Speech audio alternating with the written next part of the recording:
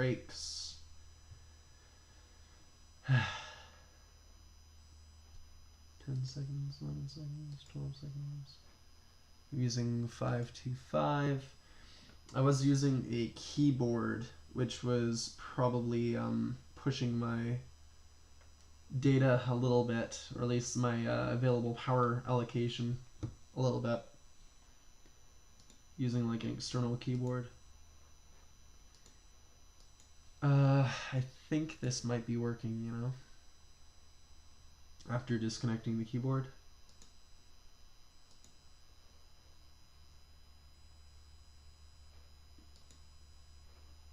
Device timestamps, I don't know what that does. I'm gonna close using that. Alright, properties, C525. Everything else is going good. This is going well. Right, I think I've got it. I think I got it, guys. Let's hope. Yeah.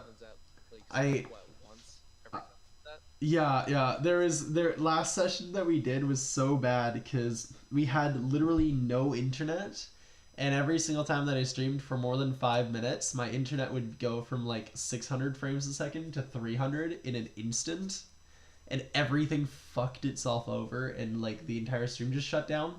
So it got so bad I actually didn't put it on YouTube.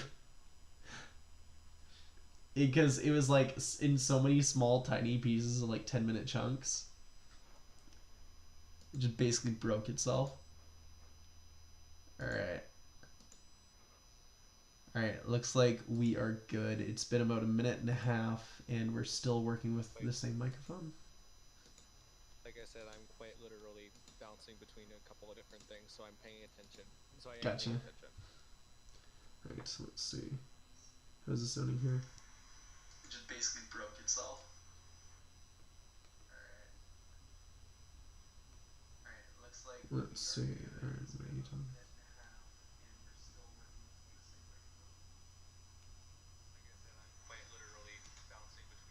Alright. My microphone volume is a little too high and your guys is a little too low. Try talking now. Hello, hello. Hello. There you go. That seems to work roughly the same. Cool. Yeah, to those of you who are currently watching as well, I'm sorry, I'm currently fighting off a bit of a cold, a bit of a flu. So my voice might not be as amazing and pretty as you know of me. Humble brag. Everybody bow down. No, kidding. I was waiting for somebody to start laughing. Yeah, pretty much. Right. I think we got it. I think this is good. Okay. Shall we start from the top then? 3, 2, 1. This is going to be about where the video starts for future me when I'm editing this. Hello everybody, this is Connor, your World Weaver and Dungeon Master for Frags Inbound.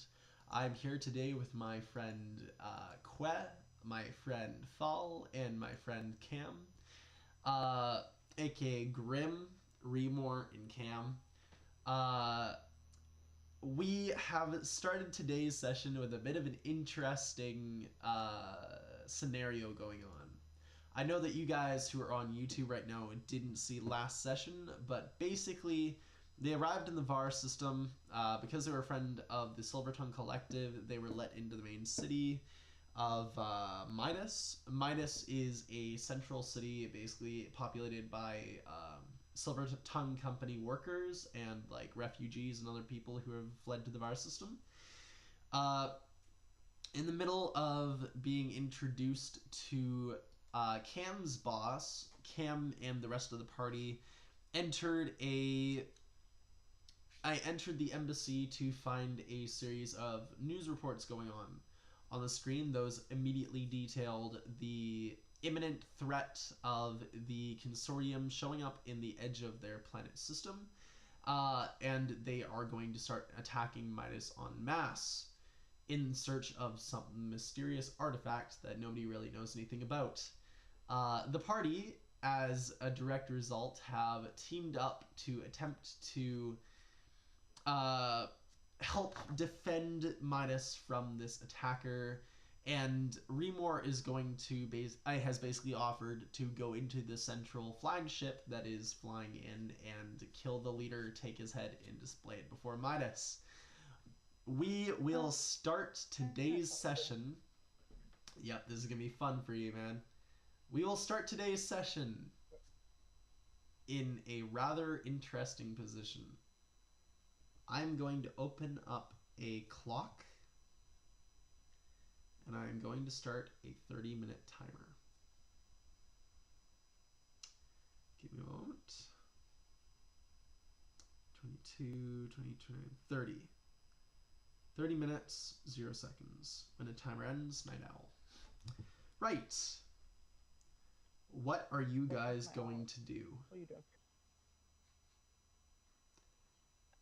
We start the session with half an hour left until the consortium forces arrive in Midas.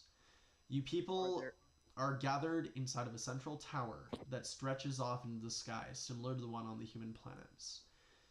Above you are hundreds of elevators and passages and hallways.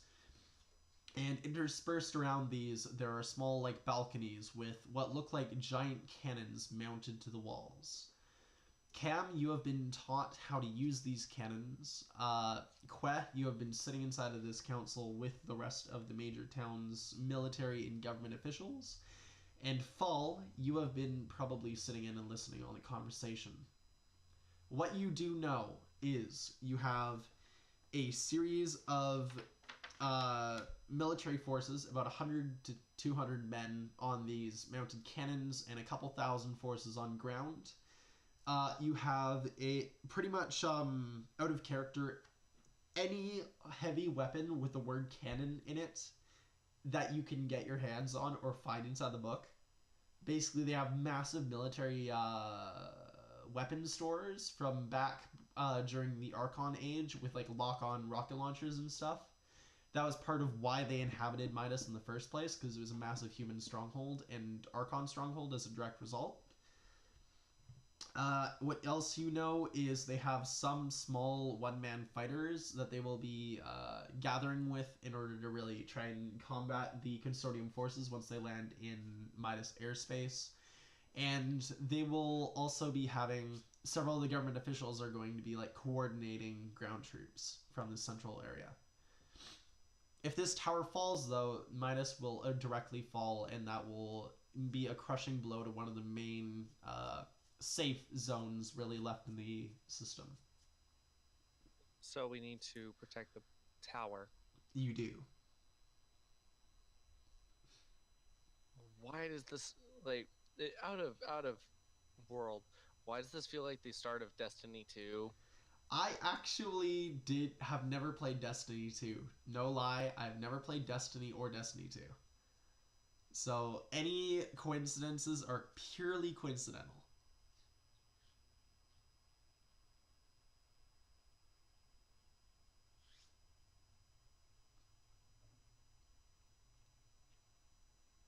Right. What are you guys going to be doing? We have access to the stores and the fighters, right? You do. You have access to a couple one-man fighters. I haven't detailed them out yet, but use like the default weapons. For the heavy cannons, are those like surface to space cannons, or they're surface to atmosphere? So once the ships arrive in atmosphere and begin bombarding stuff, you can start locking onto stuff. They do take a load 1 action, and they have a lock-on action to use. But they do like 20 armor damage or shield damage. Okay. So they're basically enough to destroy any spacecraft. That's one. I'm asking mostly because we need to, because if any sort of flagship comes in, we might need to take fire. We might need to have that take fire, or at the very least use it for, or at the very least ward it off from getting attacked, getting anywhere near getting anywhere near us. Yeah, yeah. You probably have access to some. That's probably also some of the weapons on the tower. They're probably like service to space ion cannons and stuff. Okay. It's probably not just EMP launchers. Because I'm thinking when it comes to the things coming towards us, we can use that as either as a distraction or as blockage to keep them from getting too close, and then we can and then Quay can get onto the ship and go things up, go kill a lot of stuff.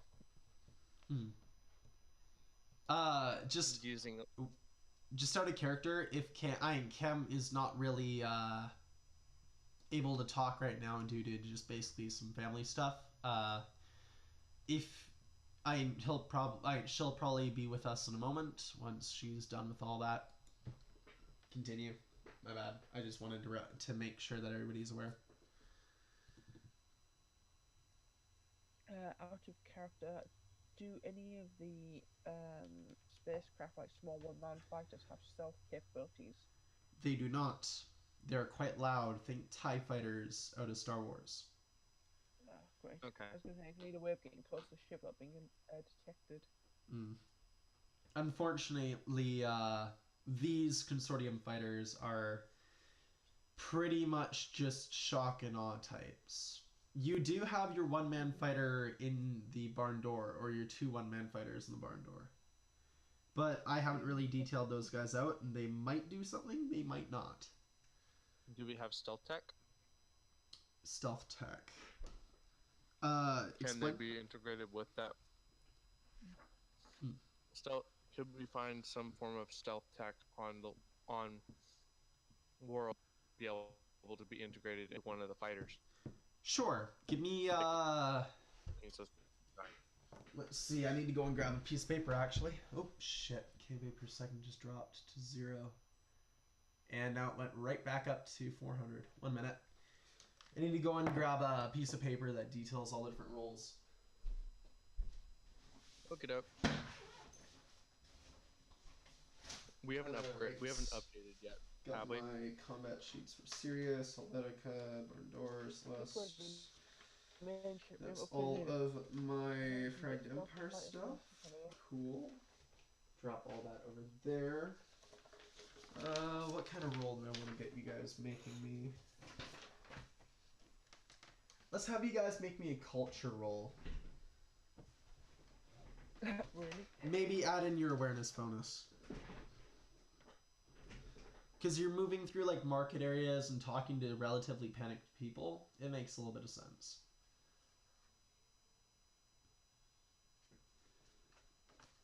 Give me 1 second. It's culture roll? Culture, yep. Plus awareness, plus whatever my awareness bonus is? Yep. Okay.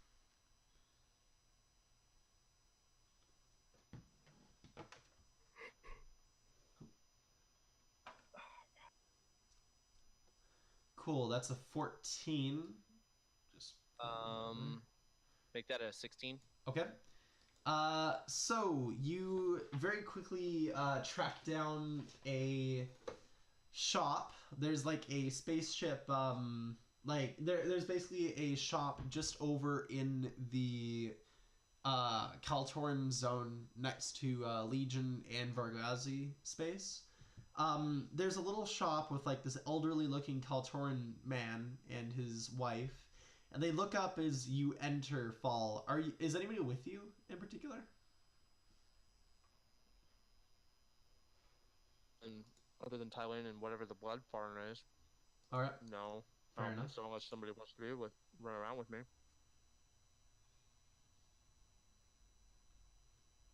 That's your guys' cue. Unless somebody was. I mean, Sirius could come along too, because she's going to be the one outfitting the ship. True. In that case, when Sirius walks in with you, they're going to look at him. They're going to say, "Ah, you're back. Was the spare engine of your liking?" And Sirius is going to like shake his head. He's going to be like, "It works fine. We We need to get our hands on some stealth tech. Fall can fill you in on the details.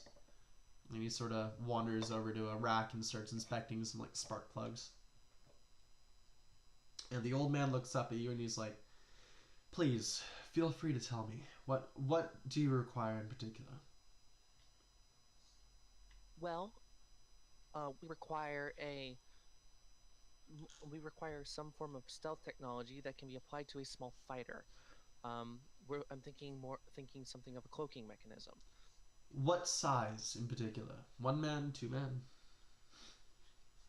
They're one-man fighters, correct? Yeah. A one-man fighter. I think we have something. One-man fighter of what kind of design are these of? They're probably Kaltoran make or Legion make. Kaltoran make?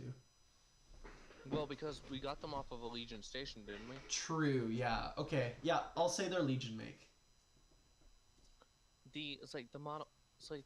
They're of Legion make. They're of Legion make. They're a little old, but they should be able to integrate with most technology, with most tech that we can find. He's gonna nod. He's gonna say, "I believe I have something." Knowing ships. Mm-hmm. Cool. And he's gonna go off into the back. I'm gonna go and grab my dice because I also forgot those. God, I got like a freaking fishing kit now for this. These damn dice. 1, 2, 3.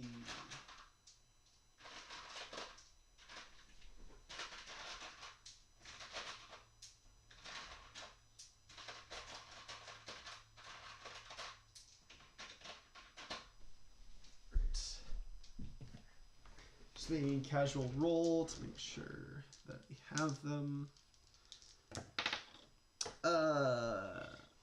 Yeah, that's gonna do it. Okay, he's gonna head off into the back, and there's gonna be a moment of like, he's gonna like twiddle around and sort of like there's gonna be the sound of banging and like yelling and some strange Kaltoran swears that you don't quite understand.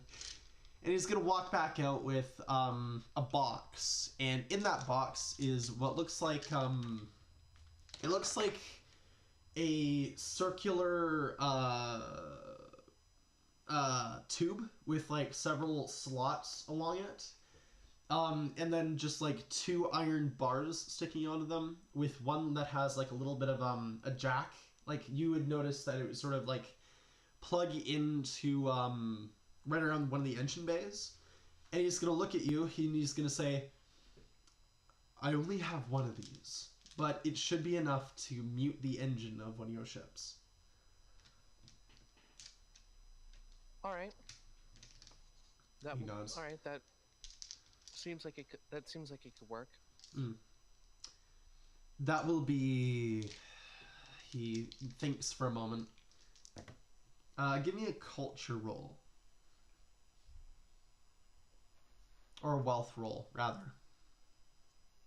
Wealth? Wealth. Yep. Just so I can determine how much it's going to cost you.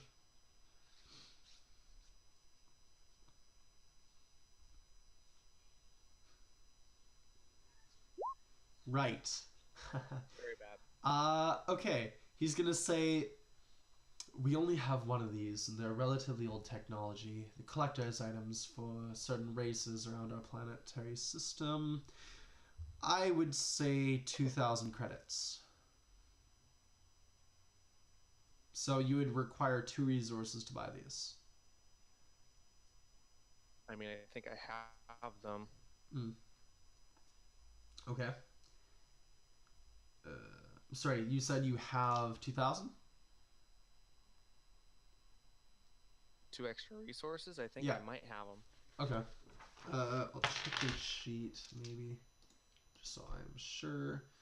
I'm set at current with 7, and I only have, I think, 4 allocated, but I'm not entirely sure. Let's see. 7 current is 4. Okay, yep, you're good. Alright, so are you gonna pay the money? Are you gonna try to haggle? Anything else?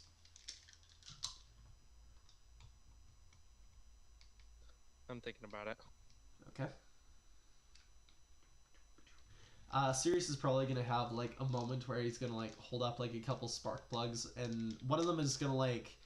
One of them definitely isn't a spark plug, and the man behind the counter is like, "Don't touch that!" And there's like an explosion, like a little jolt of electricity, and he like flies back into a shelf somewhere. There's gonna be like a box of like packing foam or something that just collapses on top of him. The shopkeeper's just gonna sort of shake his head, and he's like, "You break it, you buy it, sir."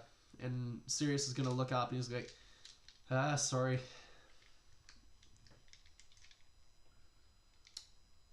Can I attempt a culture roll Sure, go for it.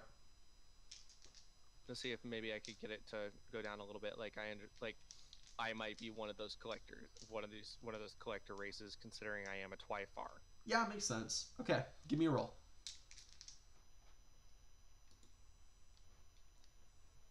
Ooh, shit. Okay. Make that a 19. Yeah, okay, definitely. You how are you going to be haggling this? Like, do you want to role play this out, or do you just want the result? I'll try giving it a role play out. Okay. Well, it's like, well, you say that this might be for some of your for a collector. I have a vested interest in ships and in ships and how they ships the stars and quite a lot of things, and I'm always looking for more for interesting pieces like this. Could I like and if I might find something of interest or value off of a ship, I might be able to bring it back. He's gonna narrow his eyes. He's gonna say, "You are a Twyfar. I know your kind. We have a section dedicated to them within Midas. What kind of ships exactly are you flying? What could you offer us in terms of speed and ease of getting around? I have a few ideas in terms of what you could pick up for us." Well, of course, you have. Well, of course, I've been able to take some time to fly most kinds of ships, whether they were Kaltoran made or Kaltoran Legion. It's like Kaltoran Nice. Legion, of course, Twyfar. He nods a I've couple times. Huh? He nods a couple times. And I'm all like, and as our crew's pilot, I'm always trying to make sure that we have things like accurate star charts, or make sure that we pick up some technology we might need, as is the case of needing some form of stealth technology for one of our fighters. Yes. I have a... Right. I suppose I can trust you. I have a shipment bound for Legion space. If you're willing to make the run within, say, a month and get back here, I will give you credits, and I will lower the price of this to, let's say, 500 credits as a service. How far was the system? That's all I would need to know, really. It should be, and then he just sort of lifts off a distance. It would probably be 5 hexes from you. How long would that take, though? It would take a little while. If it's, well, like I'm more asking if it's possible that I could get that done in the time, because if I can't get that done in that time, then that makes no sense. Oh, true, yeah. Let me think of a proper amount of time. I guess it would be 3 hexes from you then. 18 days both ways, but you could probably cut down the time if you were to buy passage or use a faster ship. Which of course we could probably do. Yep, probably. Especially if we somehow, somehow survive this, we might be able to, garner a bit of a faster ship. Yep, at least for us, like a secondary ship outside of the barn door. Yep. Also, you have an extra engine now, so your engine's total is up to 5 rather than 4. So I'd say Nice. that probably gives you a little bit more time, a little bit more speed between systems, hexes. Quick question: is Cam like what type of what race is Cam? Cam is Kaltoran. He is a diplomat, or she is a diplomat rather. I always mix the two up. Cam. Yeah. I just needed to ask because I'm not aware. Um. Okay. I'll. Sounds reasonable. Mm. Sounds reasonable. We should probably worry about imminent problem first, but Yes. once we do that, I'll come back to finalize the details. I will gladly pass you this for the 500 credits then. It looks like we have a deal, friend. And he's gonna hold out a hand.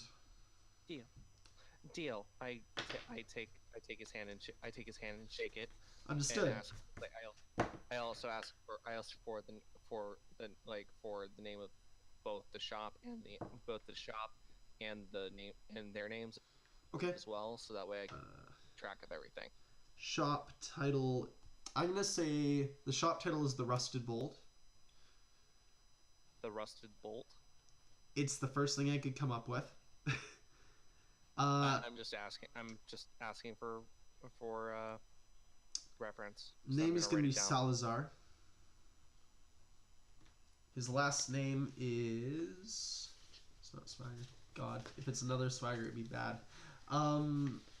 His first name is Salazar. His last name. Because I was about to say, if you make it Swagger, I get some form of bonus to it. Yeah. Let's see. His first name is Salazar. His last name Salazar is going Thrift. to be Thrift. Yeah, we'll go with Thrift. Yeah, make it Thrift. Sure. There are many of them all over the place, so yeah, sure. We'll go with Thrift. First Thrift that I've started to become any sort of friends with, so that works for me. Yeah, sure. Okay. We'll keep that in mind. Alright, so I vote. And then the location that you're going to be going to is 3 hexes away, so it's 18 days both ways normally. You could only get there with a faster ship, but the actual title for the shop is actually... He says something in a very like harsh, like brutal series of words that you don't quite understand. It's gonna be Roshka Tevak. Drop it in the chat because I'm just gonna have to type it out. All right, I'm just gonna give it Roshka Tevak. The man's name, he doesn't actually say a name. He basically just says, talk to the Legion shopkeeper there. He will be able to assist you.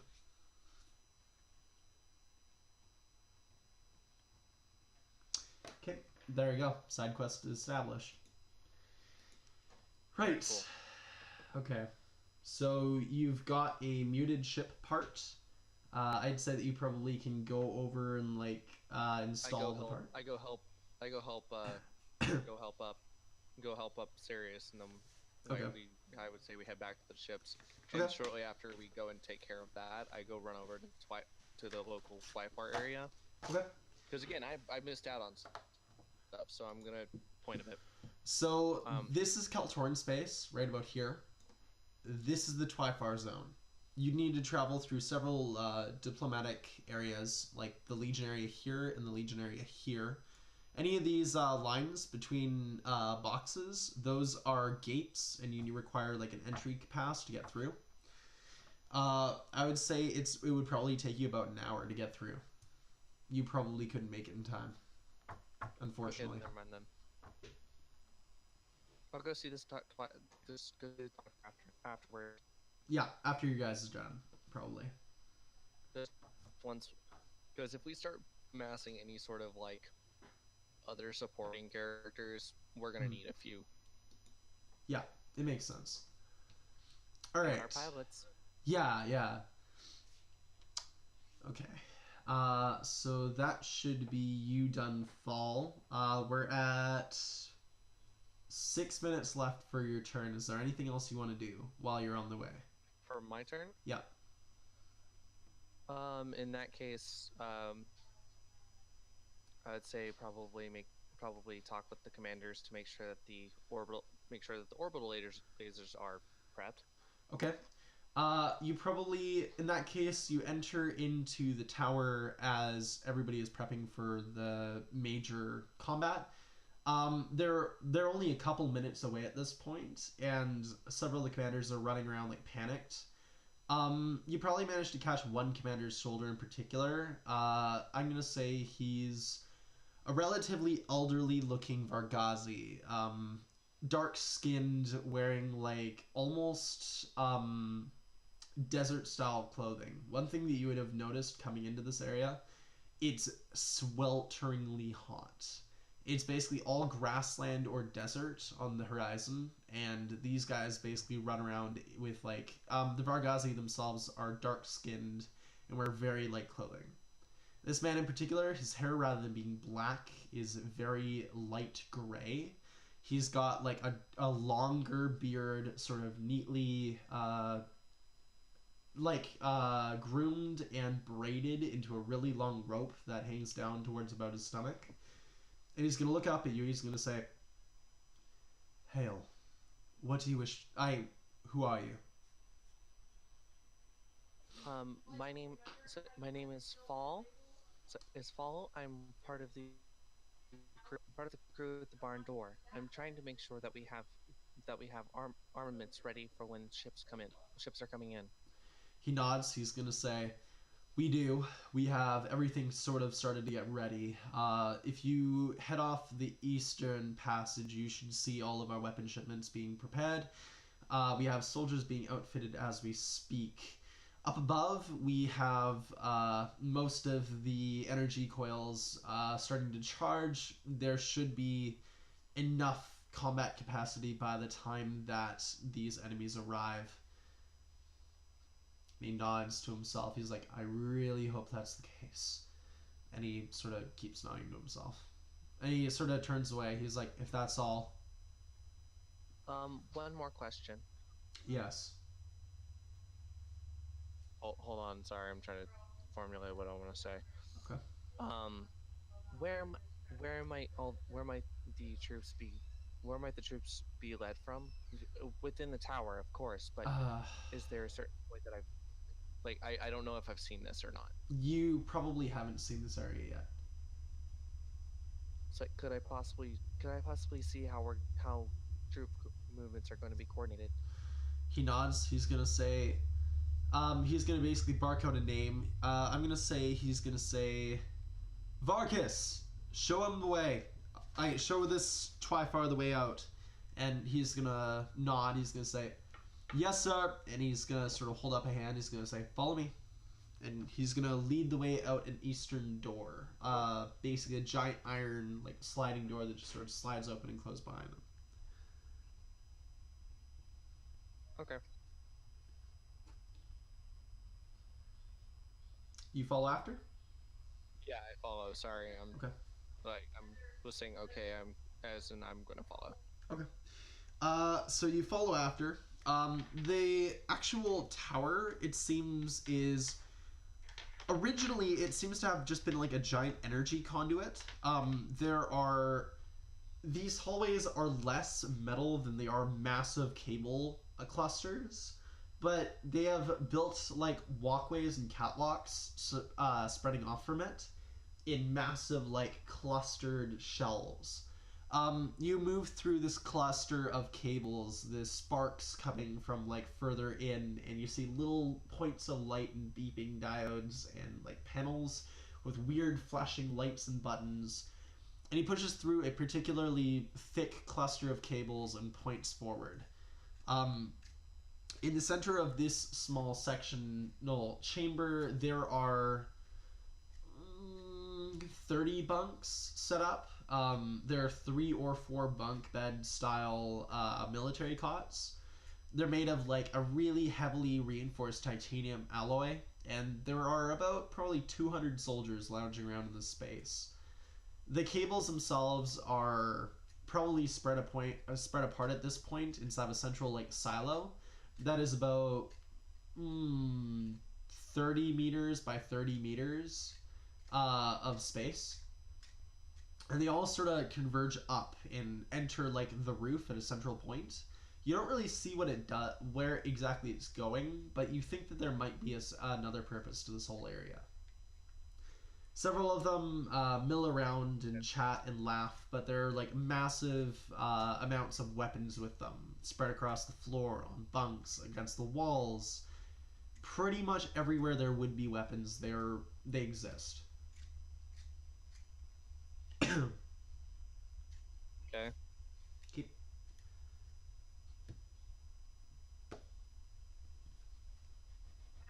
All right. So I see where everything's being staged. Okay. I pull out a data pad and make a couple and I start making notes. Okay.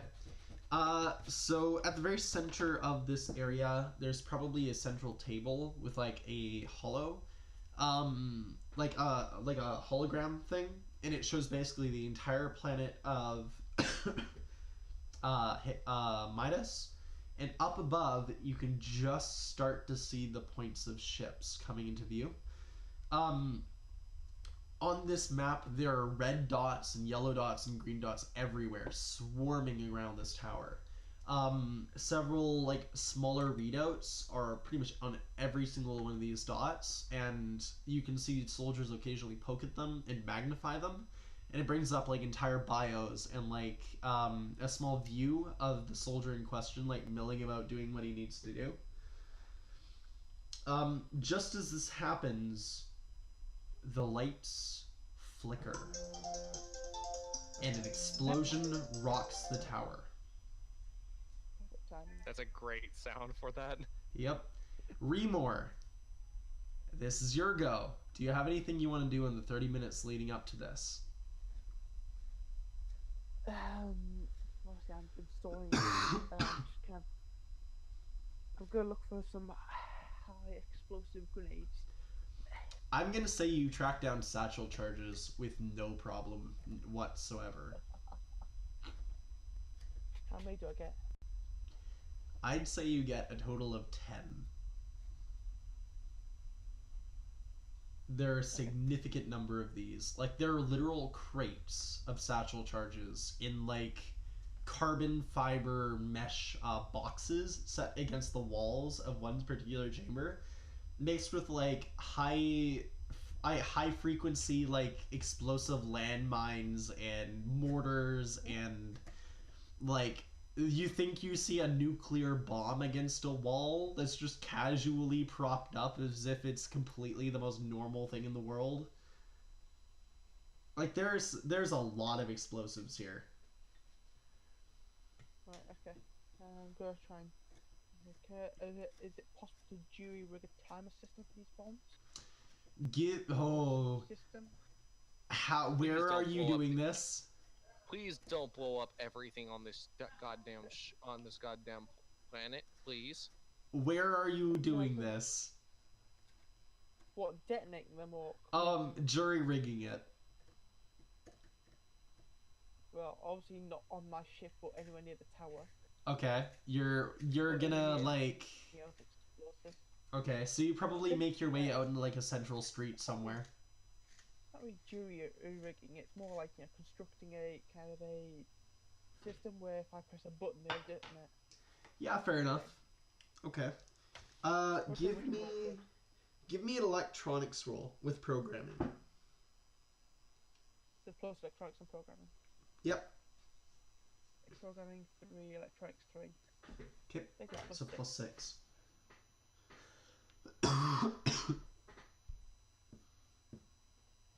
14. Wow, nice. You probably jury rig a pretty decent timer system. How much time do you want these bombs to be on? Not really time or dead man switch / you know, if I press a button. Okay, cool. In that case, you probably make them pretty easily. I'd say you still have about 15 minutes to do this. Anything else you want to do? Just load the ship really and install the stealth thing on it. Okay. You're probably going to track down Fall then in the middle of probably when he's actually talking or looking for one of the commanders.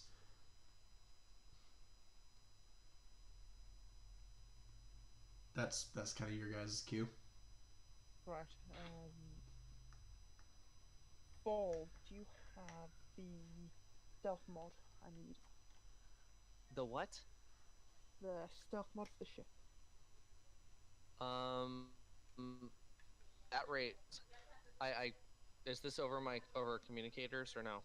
Probably in Because I'm person. nowhere near you. Face to face. Face to face, yeah. Oh. He's probably tracked you down while you're looking for the commander. Oh, okay. Sirius is installing it on one of the fighters in the barn door. Ah, awesome, right. I will check him down then. Okay. You make your way down the central streets. Most of the locks on the central areas are now completely open. People flood in and out of every single lock. Some are incredibly panicked, but others seem resolute and resigned to their fate. There are preachers in some of the Kaltoran areas and Vargazi areas, like, talking about the end of the world and how everything is coming to an end. And you make your way through to the central shipyards. Every ship in the port is loaded and infested with people.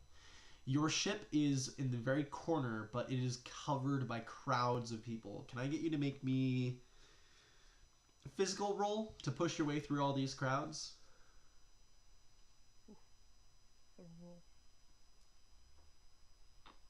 Oh, nice. Oh, okay. I thought it was 14 for a moment. No, that was the overall. There's physical 2.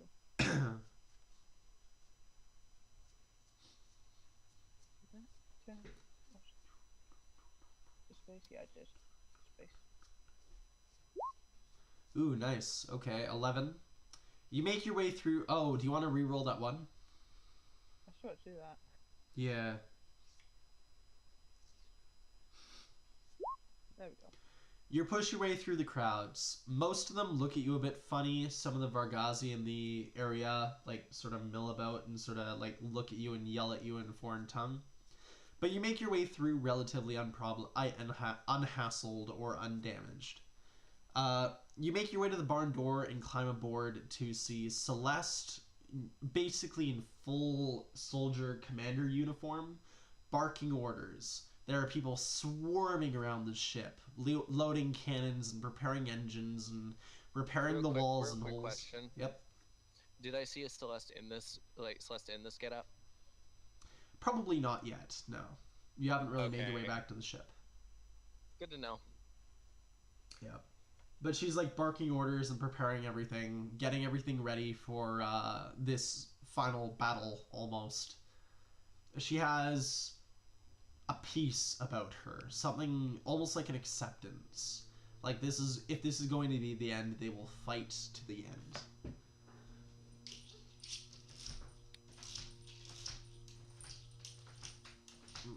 Closing window. Don't worry about me. She's gonna look up. She's gonna look at Yuka, and she's gonna say, "Hail, what do you want?" I'm looking for Sirius. Right. Hiding. He's on the back of the ship outside, repairing one of the engines. He's if you're looking for him, he has your stealth engine attachment thingy, whatever. Okay. Everything good up here? Yep. We should be good to take you to whatever that flagship is if you need us there. Or we can, we'll probably be in the middle of fighting all those drones that are gonna be coming out after us. Yeah, that'd be great. Right there in the action. That's the barn door. And she sort of smiles pretty widely.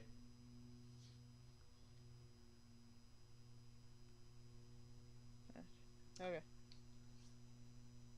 Alright, so you head out? Yep. No, but You leave. Sirius. Okay. Sirius is probably he is sitting next to an engine, sort of like wrenching it into place. Like, you notice this is the one that you probably purchased from whatever that merchant guy was in the Kaltoran district. And he's like busy, hard at work, whacking it with a hammer and screwing things in. And he like swears pretty loudly as like a series of sparks like fly out at him. And he sort of rolls out of the way. And then he immediately just dashes back and like going like no no no no as this thing starts like sparking and burning. And then he covers it with like a rag and the fire stops and he keeps working on it. He looks up. Hey, Kev, what are you doing here?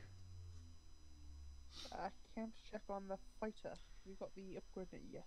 Yeah. I was trying to do this. I have the upgrade right here. And he pulls it out and points at you. Points at you. Do you want it? Yes. Alright. I need your help installing it though. Yeah, fair enough. Just give me 5 minutes. I'll be done with this thing in a second. Pause. Cancel. 3 minutes and 58 seconds.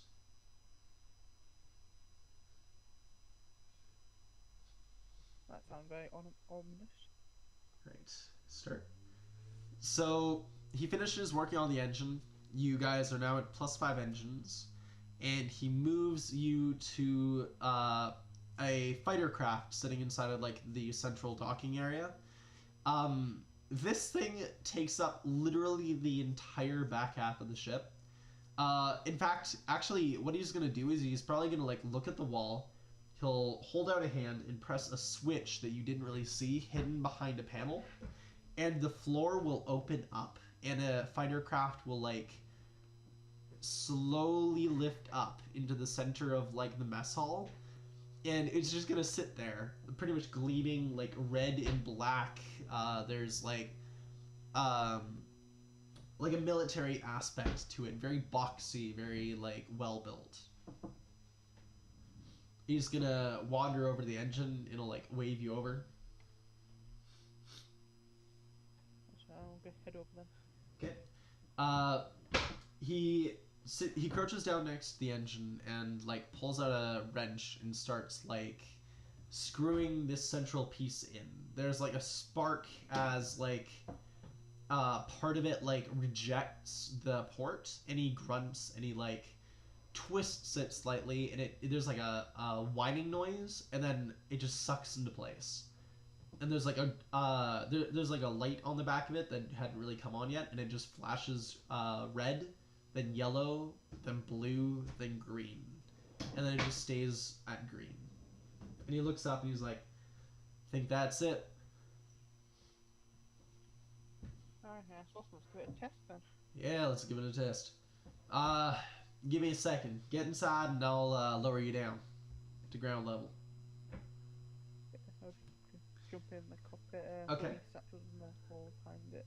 So the inside of this thing is cramped. It is a one-man fighter. So basically, you jump into the central cockpit and it's like the inside of a fighter jet. You have like thousands of buttons and switches and levers. Some of it's written in Kaltoran, but some of it's written in Legion, and also some of it's written in Corp, which you can understand, and those are the important bits. Piratey, sort of like there's like a couple pictures of like nude women against one wall, and like there's like magazines strewn across the floor, and like a half-finished mug of coffee somewhere. And on like one central tab there says like go, steering, beat the shit out of everything around you. on like sticky notes against the walls, and they correspond to certain buttons on the ship. Right. You then hear a click, and the sound, and you feel the floor open up beneath you, and like hydraulics start kicking into gear. You see like the deck drops away, and there's like hydraulics and like blackness and like mechanical parts for all of about a second, and you're below the ship, inside of what looks like a central like bottom hatch, and there's a door that sort of like folds out for you guys, and you see that open up. You can now turn on the engines. Do you do that? Yep. The engines make no noise whatsoever. And as you hear it rev up, everything goes to shit.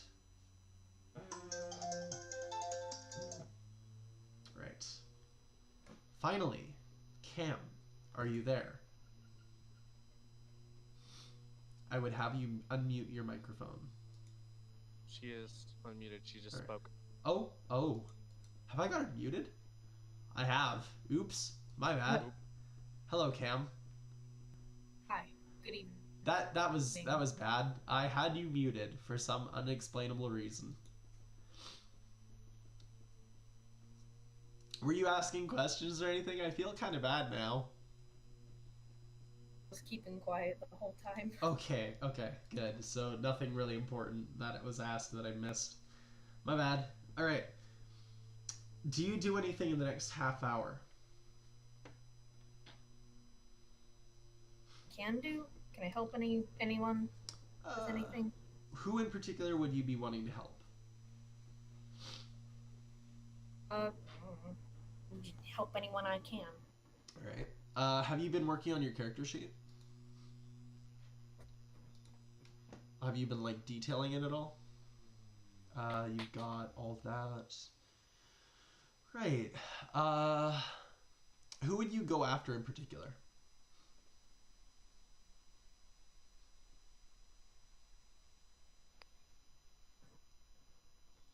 Cam? Like, I need somebody in particular here for, like, just awareness sake.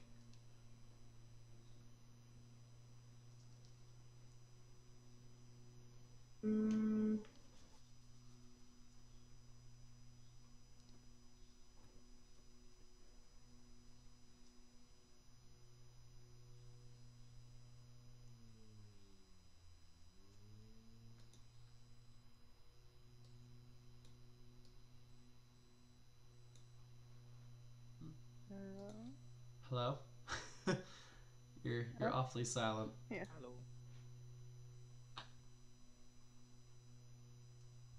I didn't hear a word you just said. You're cutting out, dude. Rip. Is there anybody in particular Apparently you you're go cutting out after? on her end, though. Oh, okay. Rip.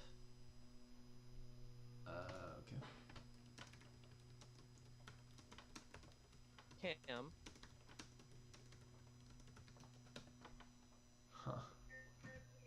Cam, can you hear me? I can. There you go. I can hear you now. All right. Connor, try. Yep, I'm here. Cam, can you hear Connor? Eek. Oh boy, this is bad. Oh no. On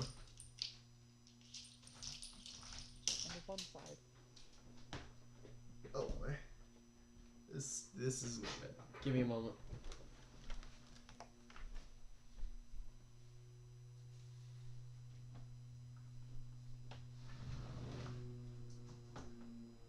Yep, that's probably not good actually.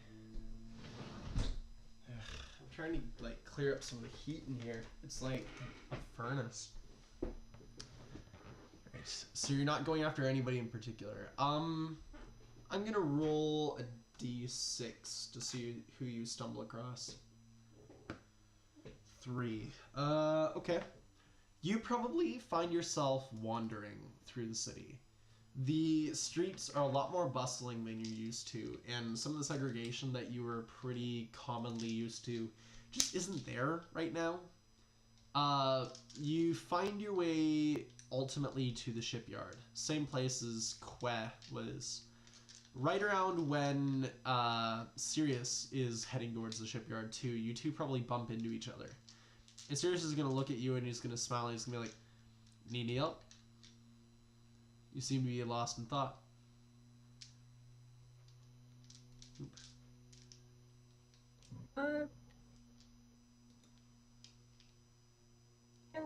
just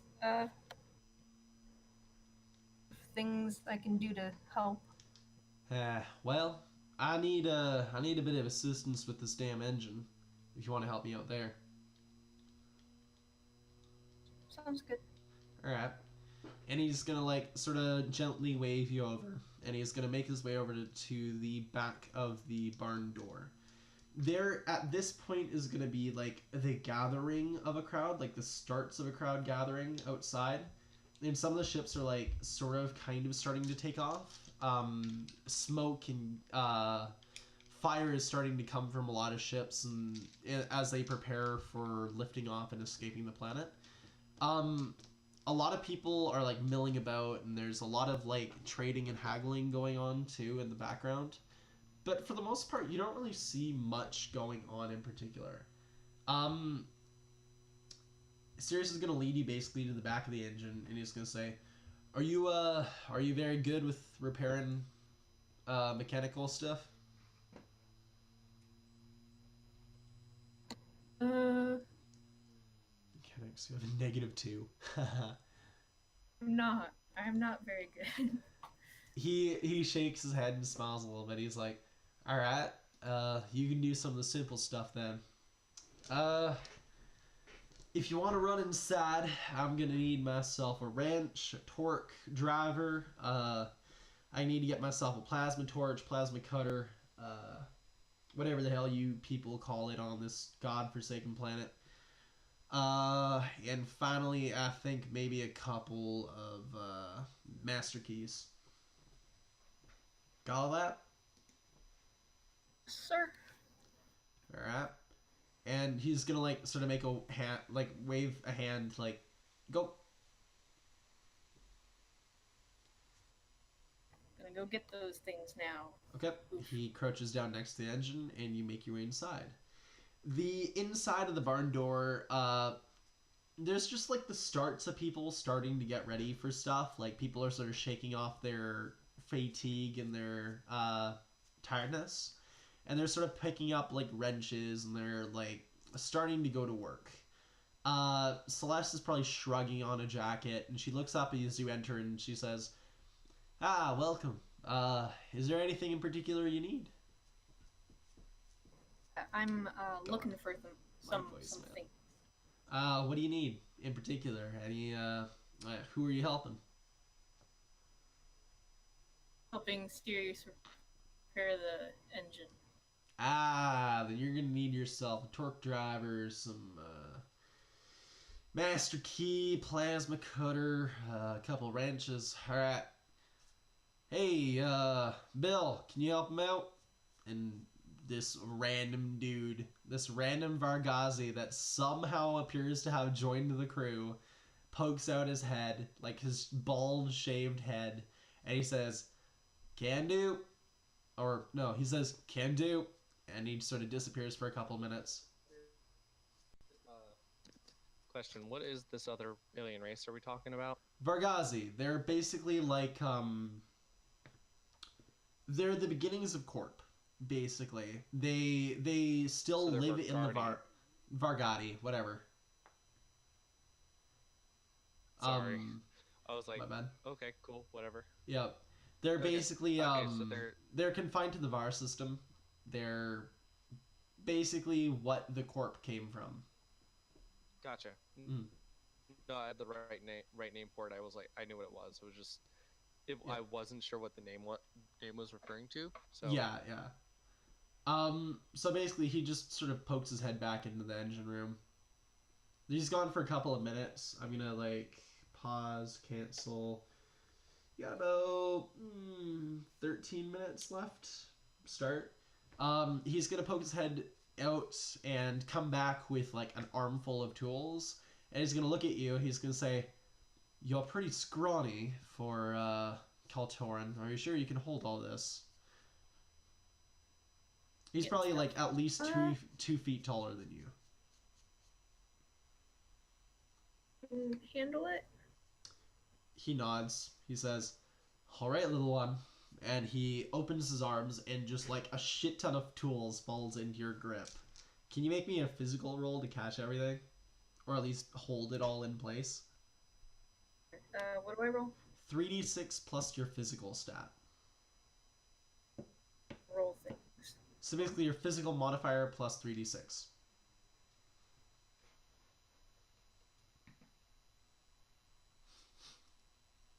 Cam has only been with us about 2 days. For all you guys who don't know her, she's a brand new member of the regular crew. I actually totally forgot that you guys haven't met her yet.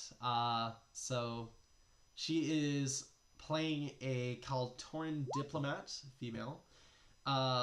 She came from Midas. This is sort of her introduction arc in also the series, the episode finale.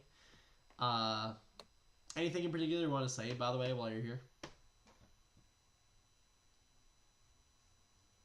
And while I'm sort of introducing you? What? I haven't introduced you yet, so I just gave a general introduction. Is there anything in particular you want to say about yourself? Like any sort of general details? I draw. Okay. Is there any particular channels that people can find you on? No. Okay, fair enough. Social person. Fair enough. Well, Cam the artist, folks. Right, you rolled an 11? Boo. Woo, indeed. You rolled an 11. Okay. I don't know how this is gonna go. You probably catch most of the tools, and some of them are gonna tumble out of your grip and fall to the floor. There's gonna be the metallic sound of clanging. Several people are gonna turn and look at you, raise an eyebrow. Some people are gonna chuckle under their breath. But you sort of didn't really hurt yourself in the middle of this. You probably pick everything up, and this Bill guy, this Vargazi, is probably gonna help you out a little bit as best as he can. He'll probably give an apologetic smile. He's like, "I warned you," or "I warned you," and then he sort of says, "I'll help you carry everything back. Follow me." And he sort of sets off ahead. I follow him. So, okay. So he sort of makes his way back to the engine.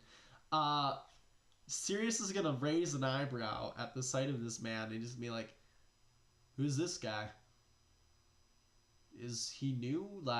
Have you hired somebody to carry your tools for you?" He's gonna give a sort of chuckle. And then He's helping me carry tools because fair enough. he works here too. When did he? Okay. First of all, who the hell is this guy? When did he start working for us? And this Bill guy is gonna nod slightly. He's gonna be like, "My name is Billerin. I came from Midas. I'm one of the Vargazi.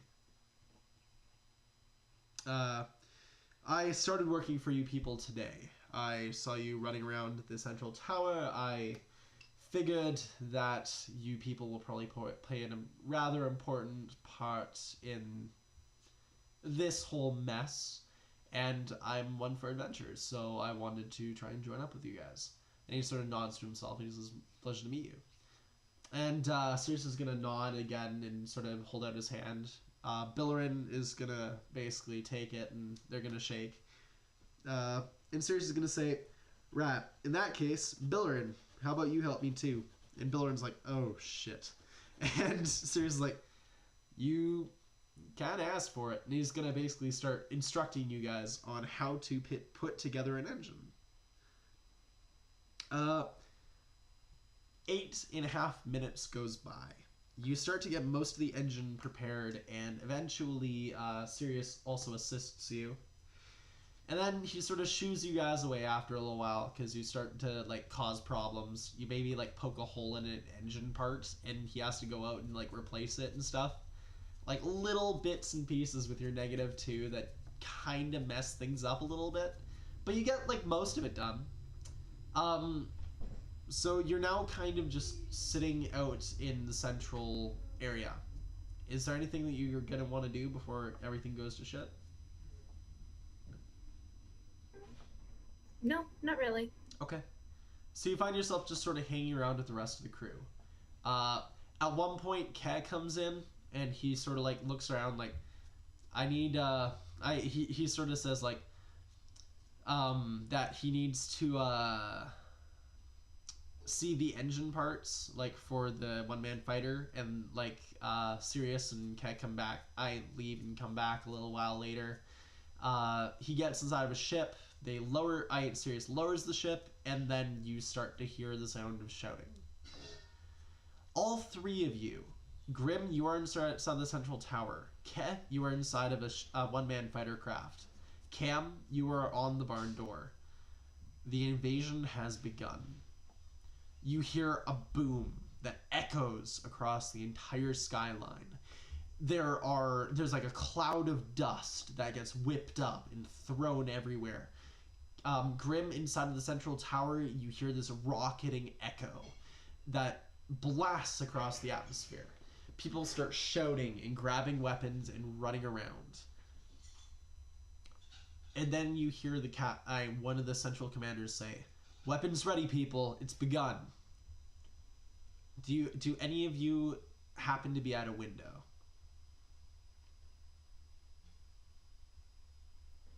Out of a window? Are you looking at a window right now? I'm not. I don't think I am. Kat, how about you? He's muted himself. Kez not looking at a window either. So none of you people see the start to the invasion fleet. In that case, Grim and Cam, what you do hear are the sounds of laser fire. There's the sound of like engines flying past and people screaming. There is a sound of explosions and bullets hitting the ground. There is the sound of ships lifting off and engaging these fighters that are flying around. First of all, we'll stick with Grim. You are inside the central tower. There are people running around everywhere, shoving you and pushing past you. You're right in the center of this maelstrom. What are you doing?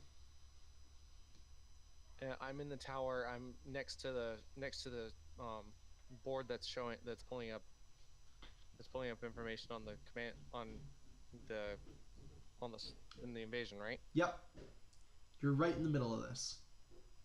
First thing I do is tap back out to the communicator see if it'll work. It works. Anyone reading over?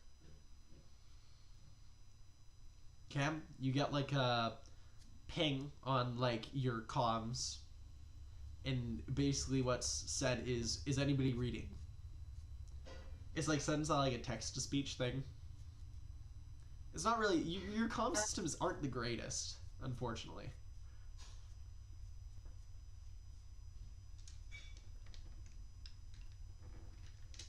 Yeah, what's up?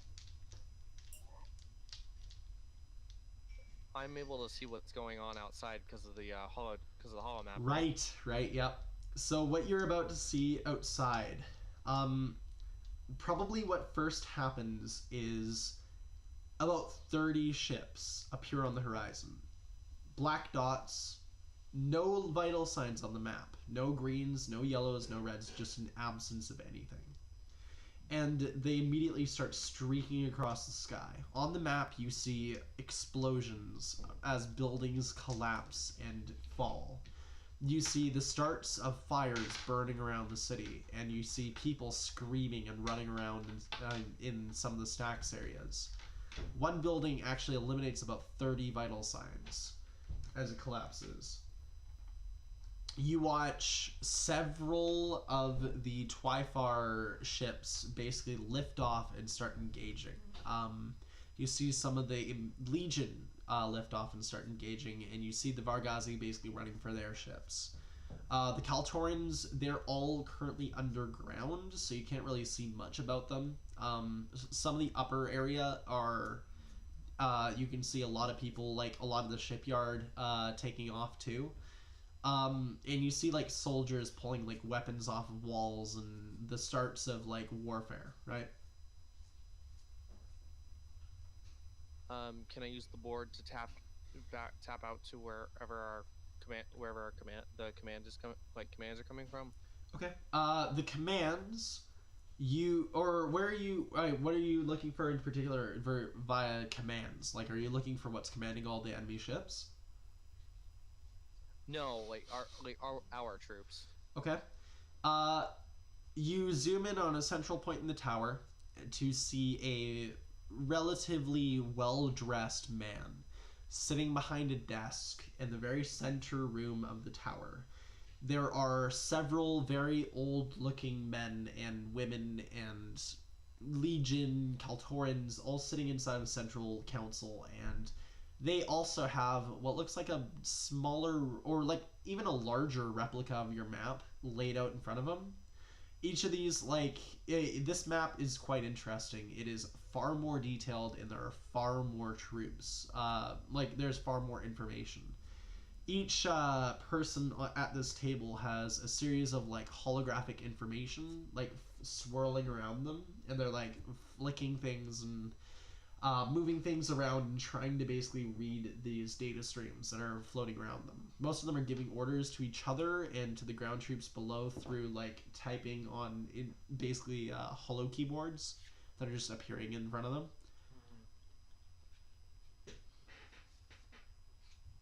Okay.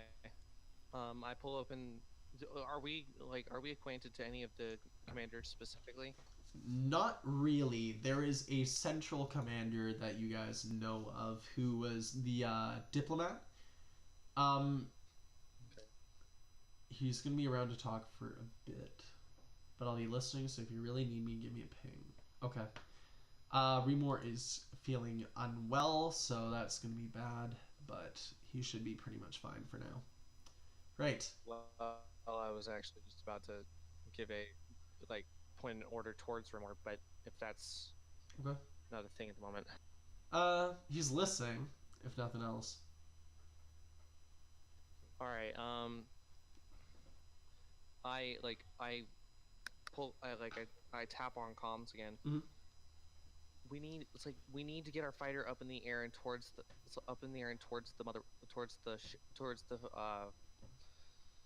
I want to say towards the flagship. Whether that's using the barn door to get us close enough for the short range fighter to get there, or what have you, we need to get up there now. Especially if Quay wants to go ahead and come back with their prize. Mm. Legion and Twifar have started to engage. Ground troops are being mobilized. And from what I can see, the commanders up top are starting to do what they can to get things mobile. We need to join in. Sirius is gonna I'm gonna basically radio back, and he's gonna be like, "Can do. I'll get this ship up in the I'll get this ship up in the air." Quest scrambles the fighter, blasting up towards enemy spacecraft. Okay, so what's gonna happen is you're basically gonna start tapping in on whatever this ship is. You basically pull open whatever you can based on this corp information. It's not great. You don't really have the ability to pull up much in terms of tactical information, but you have a ship that can get you around. You move up through space. The planet falls away. The rest of this battle falls away. You can see several of these dark ships basically engaging each other. And these ships, now that you actually look at them, they're a bit weird. They look almost like Nephilim craft that have been sort of modified. Don't know why. You move past them and you keep flying up. Can I see what the type of ship it is? You recognize these as Oni. Oh no.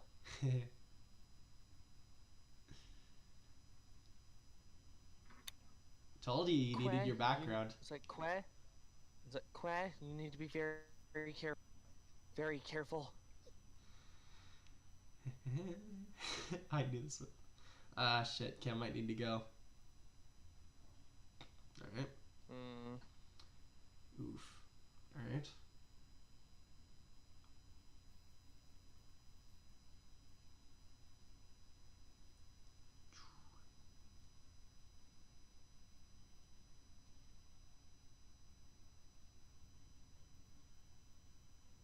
I could say that Cam just is working via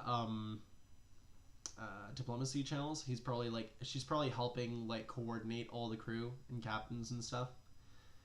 Quet asks, "What's up, Fall?" The ships on the horizon, the things that they're coming after us, they're Oni, and they don't discriminate on who they kill. Okay. Ooh, goody, says Cat. Oh God. All right. Ke, you basically blast through the atmosphere. You go. The stars start to come in, and the sky starts to fall away. As you move out into space, there is a very, very, very large ship sitting in space. Bigger than anything you've ever seen before. This thing must be hundreds of meters by well, this thing might even be a kilometer by a kilometer wide. Like, this thing is huge. It sits in space, waiting calmly. You don't see any vital signs from this thing, but thousands of fighters are dropping away. You haven't been spotted yet, but you are far enough away that you could potentially speed up towards it. And you think, if you can stealth up, they probably won't know you're there until you're too late.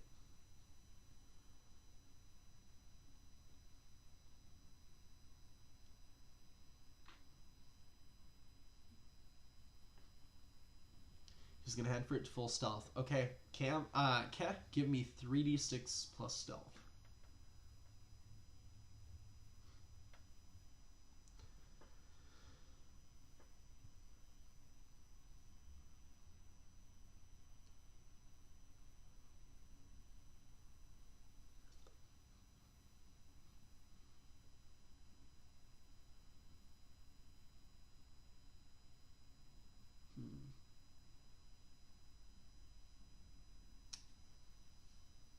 He gets close enough, he's going to eject and jump to the craft, thus making them think I'm dead. Okay, do you have your void suit on, Ke? Have you explicitly stated this, or do you just automatically have it on at all times? Obviously. Okay, fair enough. Alright, you have it on. So, I'm going to have you give me 3d6 plus stealth. Okay.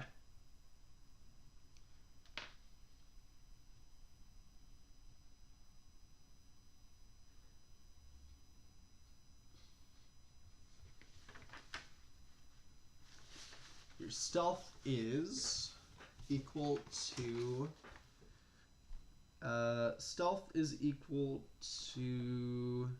your tactical plus your reflexes. So basically, your tactical weapons skill modifier is the first thing you add, and then you add your reflexes to it.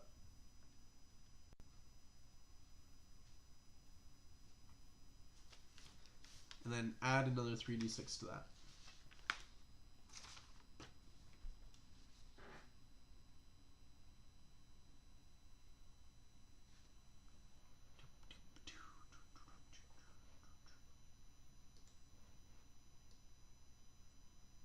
Oh, what the heck is this? Somebody captured that. Oops. Right.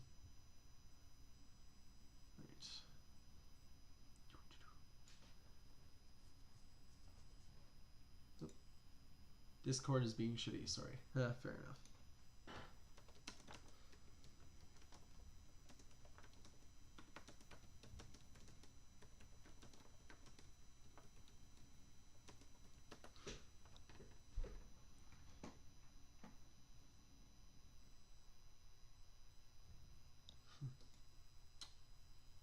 Give me a moment, guys.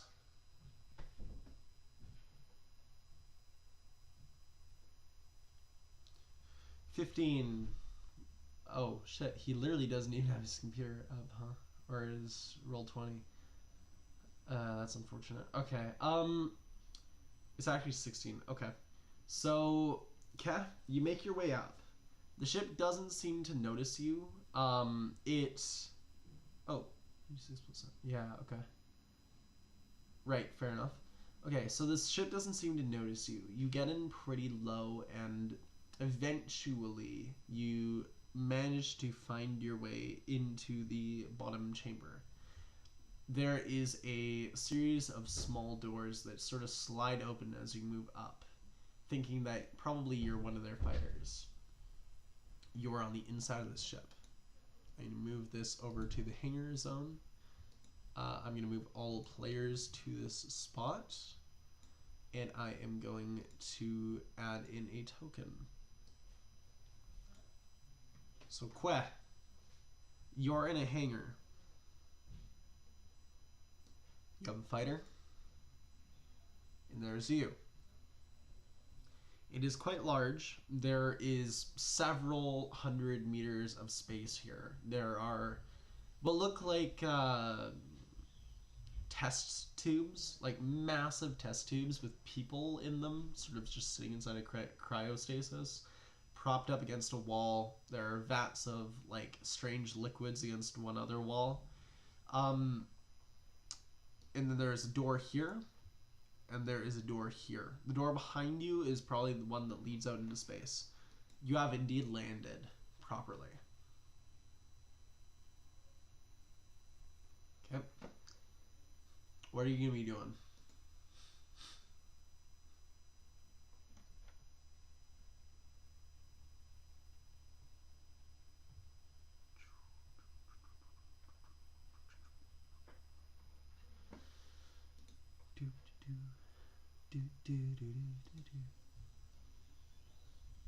He's sticking a satchel charge under his fighter. Oh shit. Okay. So give me a 3d6 to see to see if you can do this out of the eyes of about 200 or so consortium currently getting their fighters.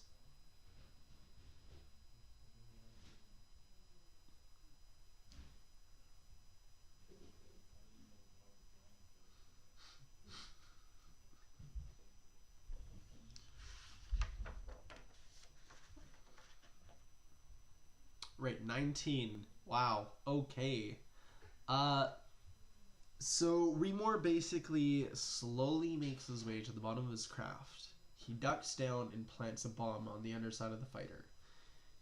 There is a green light that very quickly ticks to red, and then beeping. Very soft, very quiet, but it is still there nonetheless.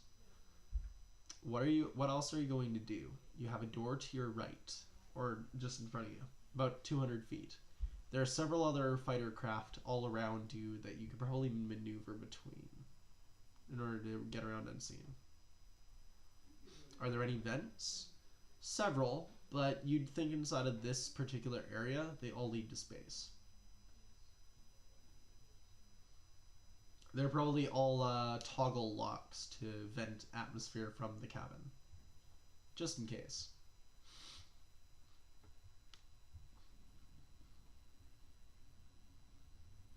He's going to activate his stealth. Okay, Remor, you cannot be seen, you cannot be touched, but you cannot touch anybody or your stealth drops. Give me a stealth roll to see if you can make your way around everything.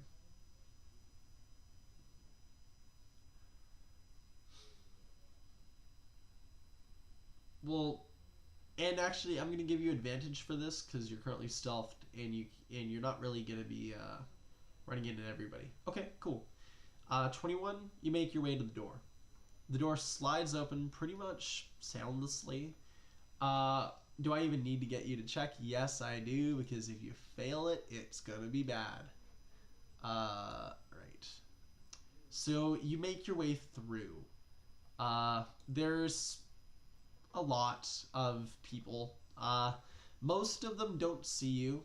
You're basically just sort of sitting there in this central chamber. People rush past you on every side. There are like consortium chatting, but now that you actually look at them, they're not really consortium. They look like Nephilim. They look like the equivalent of like Nephilim diplomats, like yourself, but they wear black like combat uniforms and they have silver masks on. They talk in a hushed tone, and in your native Nephilim, you can sort of kind of pick up conversation. These seem to be actual living people rather than the ground troops that you saw before.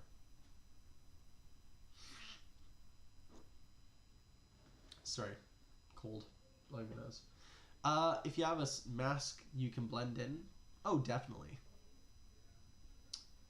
The problem is they are speaking High Nephilim. I don't know if you know High Zion.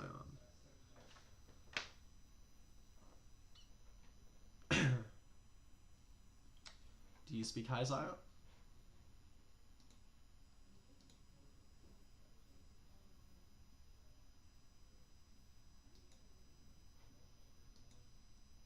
Huh. This is not his. I wish that you used a character sheet on here too. It'd be so much easier.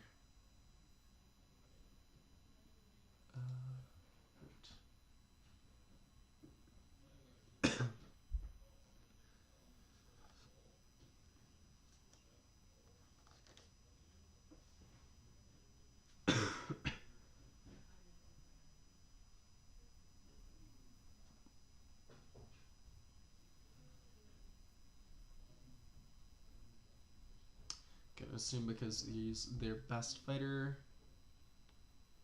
Okay, sure, yep. You definitely. Okay.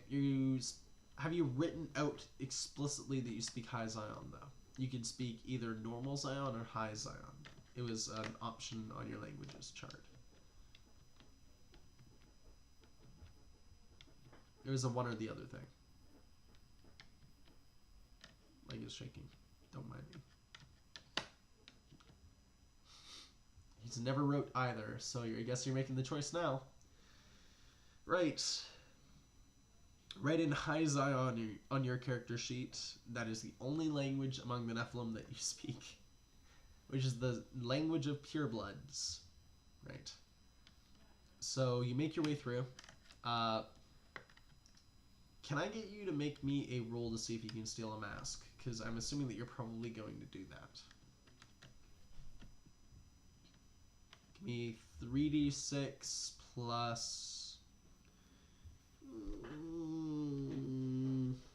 give me 3d6 plus physical. Just to see if you can sleight of hand it.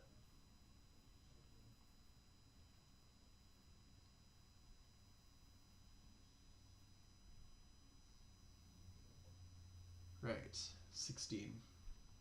You make your way up to, well, Kem makes her way up to a small grouping of Nephilim. They sit in a circle, masks sort of kind of on, but one of them has it sort of sitting on his side, obviously breaching some kind of protocol. And he's sort of chatting happily with the rest of them, sort of chilling, I guess. You make your way up slowly, and reach your hand out, put your hand on the mask. There's a moment where you don't think you get it, and he starts to turn around, but you're already gone. You've got the mask. Is there anything that you're going to do with that? Okay, I assume you're going to put it on?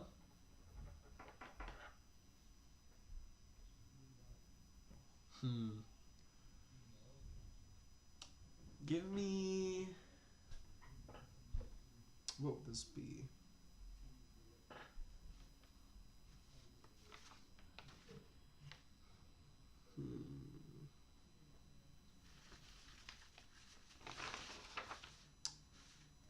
Give me an intelligence roll. Real quick.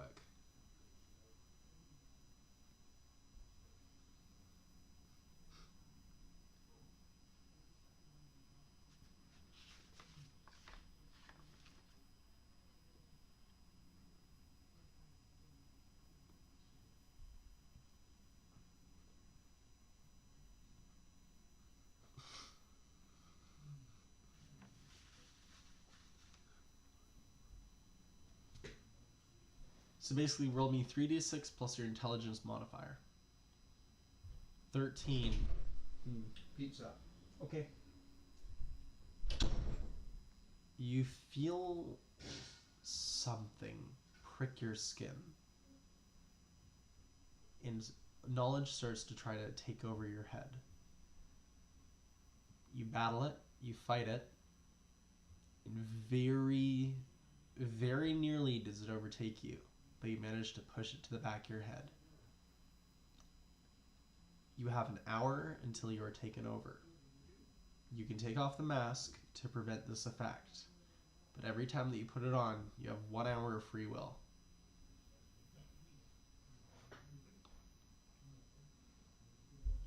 Great, he says. Right. What are you gonna do?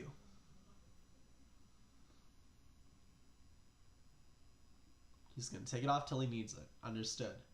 You take off the mask and sort of tuck it under your arm. You make your way through. Give me... What are you gonna be doing? Like, you're walking down a pretty long hallway. There's several branching paths. You're gonna go to a vent. Okay.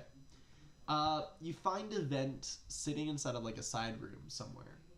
You make your way over to it and sort of start to unscrew it. Do you have like a wrench or a multi-tool or something on you? I assume you would. You're kind of you're a scientist. It makes sense that you'd have some kind of tool.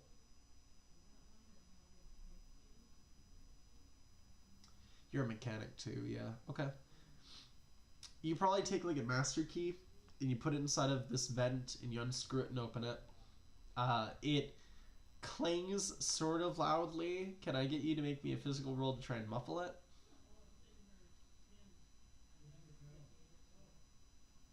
Or are you very explicitly trying to just take it off so that nothing happens?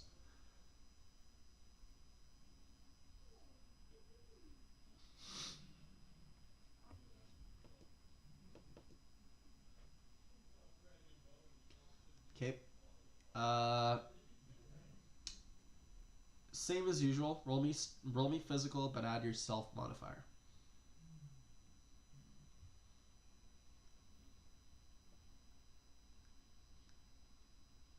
So 20. Okay. You very, very quietly take the vent off. You tuck it under your arm. Make it look like you're inspecting the vents, and then you go in and you close it behind you. You can't screw it in, which is a real giveaway. However, you've got the vent closed. It's not going to really be noticeable unless somebody actually bends down and looks at it. You make your way through a central passage and find yourself at a four-way split. There's a vent in front of you, a vent to the left of you, a vent to the right of you, and a vent back the way you came. Which way do you go?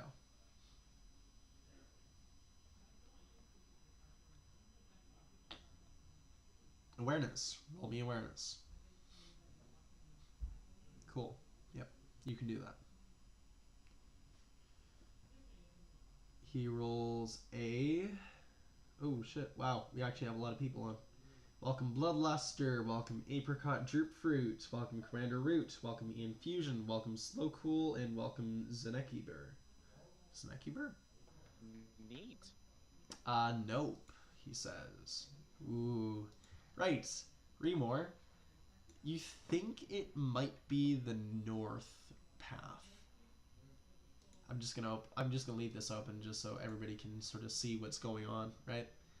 Probably easier if I leave it like actually sort of kind of there. And then I'm also gonna like crop it. Give me a minute. I need to like crop this. No, I can't do that. Okay, cool. Whatever. Cancel. He's gonna go east. Okay. Right. You go to the east. You find yourself at an airlock. It is sealed.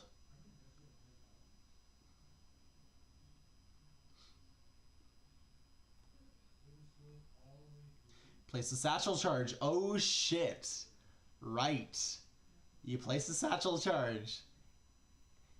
The satchel charge goes on the airlock relatively easily, and you feel like a suction as it attaches itself to the airlock. It goes from green to yellow to red and beeping begins. On that note, I'm going to call for a break because family are eating pizza. Give me 5 minutes, guys. Take care of everything that you need. Get some food, get some drink, make sure everything goes well. Back in a minute. I'm just about done with my review. Or Awesome. At the very least, Fair enough. like at the very least, I'm getting the students papers done. Yeah, Got fair all enough. Fair enough. Got my answer. I got to shuffled the questions around them all. I'm happy. Awesome. Fair enough. Fair enough. Our Grim has actually a teacher now, which is like, ooh, congratulations, dude. It's awesome that we have a member that's going into education. My mom's a support worker, so it's really cool to see other people like that. Yeah. It's apparently a common thing in my family. Fair enough. Fair enough. Who are you teaching? Like what class? Cybersecurity. College? High school. Ooh, that is actually a really cool high school class. I wish, dude. Right. Well, I'm doing triage. It's fun for me. Yeah, fair enough. Fair enough. Triage. Isn't triage like medical stuff though? How does that apply to cybersecurity? It applies to cybersecurity because the program's been running for 2 years, but the person that when they started the program, they didn't have somebody who knew what they were doing. Oh yeah. So I'm having to teach kids who have been in the program for a couple of years basics. Oh god. Okay. So it's like that's what I mean by triage.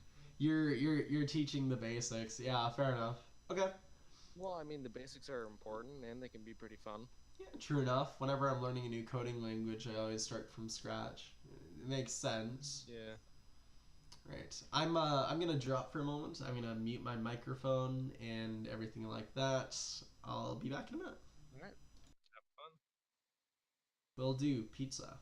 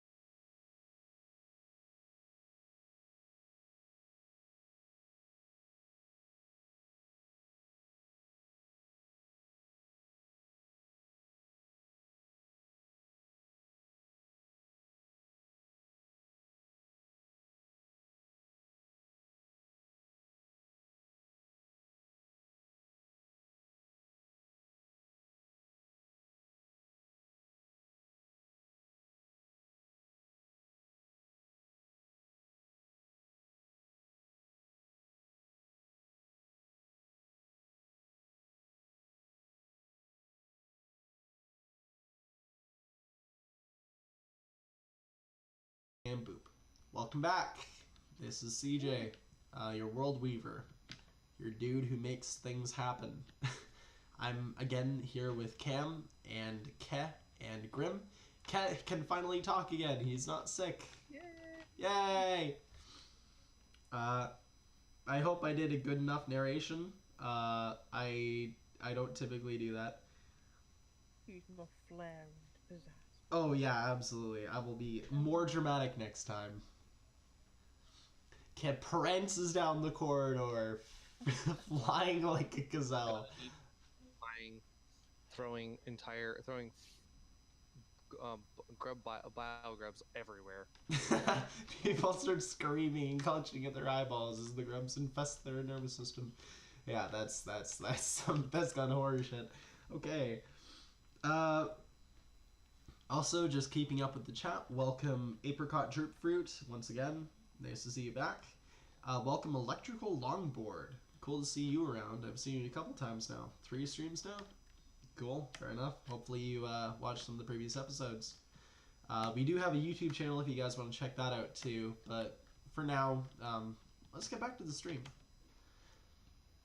So, Ke, you are in the middle of a hallway. Literally, you are at a crossroads. You're going north, you said? That was an event. Well, you're at a crossroads and event. You're at like a 4-way event system. That's right, yeah, I'm heading north now. North. Okay, so coming back from east, that'd be west. Alright, so you move north. There is several branch off vents. Do you go down any of them, or do you continue heading north? I'm gonna roll an awareness. Sure, roll an awareness. There are about 4 or 5 different like sets of these branches, by the way. I'm aiming for events towards more like the reactor area. Roll me an awareness with disadvantage. How much? Just disadvantage. So roll 2, take the lowest. Roll 2, take the lowest. Mm-hmm. Okay, so I roll twice. Yep, you roll twice and take the lowest number. Oof. Okay. Oh no. Maybe 7. Right, 7. That is a failure. But there might be a boom there. Okay. So you make your way through the vents. You eventually think that you hear the sound of humming. As you turn the corner and open the vent, because I'm assuming that you're going to do that, you find yourself in a server room. Oh, perfect. There are a lot of... They're basically... These are a relatively rare sight in the system. This is actually sort of a homebrew rule for me. Computers in this game aren't using the biological systems thing, because I feel like that's not really the most commonplace in a sci-fi setting, even though that's what they say is the most common in Fragged Empire normally. However, as you enter this server room, all the computers are alive. They're like vines and like sort of like they're like feeding information back and forth between each other. You see some of these like central routes connect into like a computer monitor that is currently on and showing like several different pages of information. There are 30 or 40 of these, and you can see some consortium walking back and forth between them. But they're wearing like lab coats, and they don't really look like the consortium that you've seen before. They look more like just standard Nephilim. Would it be possible to have a satchel charge amongst one of these servers? You could. Give me a stealth roll. Okay. And I'm actually going to I'm going to roll 3 awareness rolls with a +3.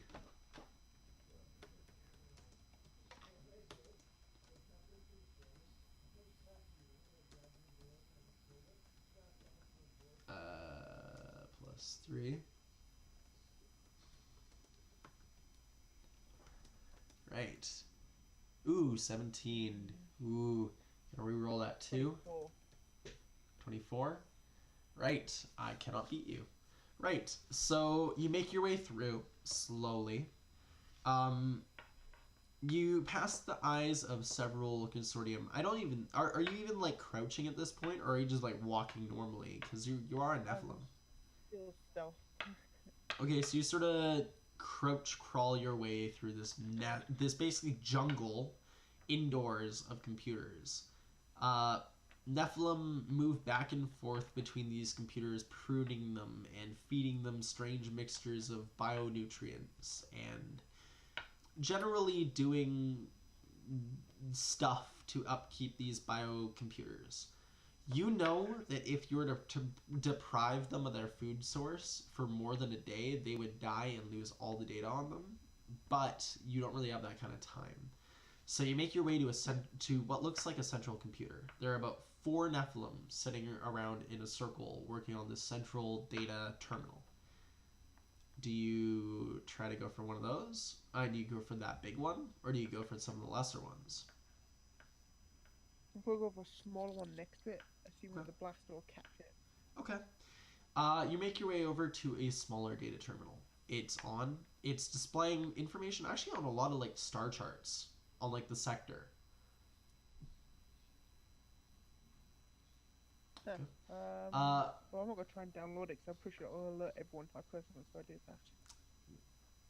Do you want to make me a roll, like an intelligence check, just to see if you would know whether or not this is possible?